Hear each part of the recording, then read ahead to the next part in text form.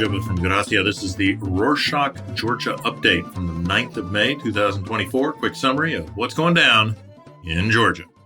On Thursday the 7th, Henri Otsneba, who heads the Legal Issues Committee in Parliament, shared the schedule on Facebook of what's going to be discussed at the next parliamentary session, asked for peaceful discussions, especially during the Orthodox Easter Holy Week. Don't know if he had the same message to the police. On Friday the 10th, Parliament and his committee will talk about some laws that he hilariously said, with a very serious face, include changes the European Commission wants to see. Then, on Monday the 13th, Otsneba will go over the Transparency of Foreign Influence Bill, or the Russian law, for its third reading. This is the law that every educated person in Georgia has been demonstrating against, and the European Union has stated very clearly will kill Georgia's possibilities to get closer to the European Union. But everybody be polite during Easter. After the announcement of the Parliament's plans on Thursday the 7th, people against the Russian law called for a huge demonstration on Saturday the 11th. They're telling everyone who hasn't protested yet, mark their calendars and show up. These past weeks, protests have been heating up all over central Tbilisi, with people near the Parliament and Hero Square teaming up and blocking traffic at Hero Square. The police have been all over, tons of people chanting Georgia and no to the Russian law. On to Friday the 3rd, members of the European Parliament like David McAllister and Sven Mixer and Marina Kaljurand urged the Georgian government to drop the Russian law. They said this law is a big roadblock on Georgia's journey to the European Union and NATO because it messes with media and civic groups. They also pointed out recent roughness against peaceful protesters and opposition. Following the European Parliament's concerns, Georgia's president, Zurabishvili, shared her worries that same Friday, saying the controversial draft law wasn't the only problem. Georgia still had to deal with the Russian government's influence in the country. In an interview with Deutsche Welle, German media outlet, she called out the law for being a Russian trick to clamp down on civil society and accused some in Georgia of acting like Russians while trying to make it look like Georgia's Western partners were the bad guys. After President Zurabishvili aired her concerns on Monday the 7th, the drama in Georgia's politics cranked up as over 30 members of the European Parliament stepped up to call out Georgia's government. They addressed a letter to Joseph Borrell telling him to put Georgia's EU candidate status on hold. The MEPs are fed up with the Georgian authorities' undemocratic moves like pushing a Russian-style law and squashing peaceful protests. On Wednesday, the 8th, Shalva Papuashvili, chair of Parliament, announced that Otsneba is planning to set up a public, now get this, a public list to track people they say are involved in illegal acts such as threats and blackmail, or who openly support such behaviors. The aim is to make sure that society and the state don't overlook these activities, meaning the aim is to be able to put people in jail for likes on Facebook.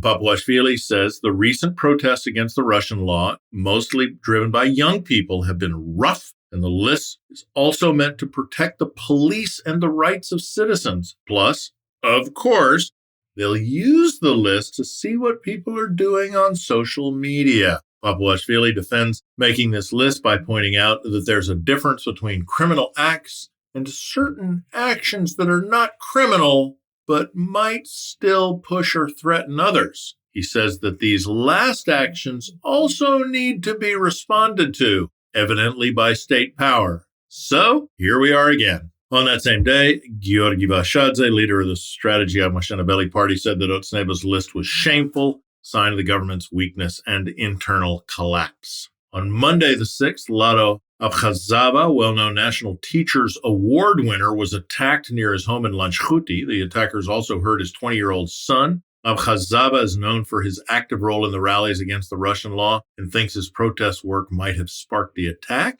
He's pretty shaken, but okay right now. In response to the attack, the group behind the National Teachers Award spoke up. They said the reason behind the attack was his bold stance at protests. They're pushing for a fast and serious investigation to make sure people like Lado who stand up and speak out can do it without fear.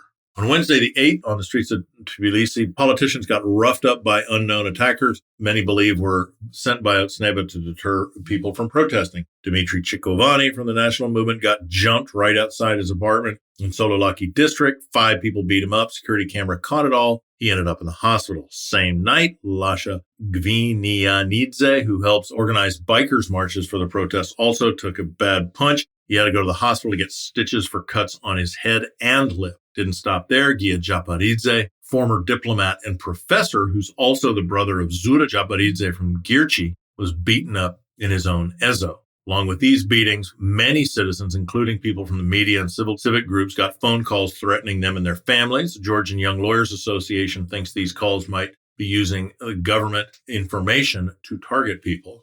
While public tempers have been on the rise, the sad update came from Svaneti. Following the tragic events that took place on the 2nd of May, after days of looking, rescuers found the body of the third person missing in the Inguri River. Recall that a car with 3 people inside fell into the Inguri near Nakra village in Mestia district. This discovery followed days of searching along the river with local residents joining the rescue team.